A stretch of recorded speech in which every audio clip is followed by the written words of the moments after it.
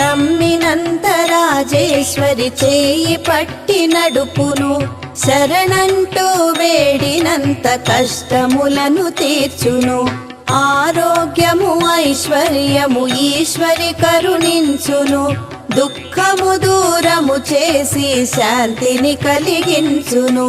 రాజేశ్వరి దేవిని భక్తితో స్మరించుము, రాహుకాల పూజ చేసి శుభ ఫలములు పొందుము.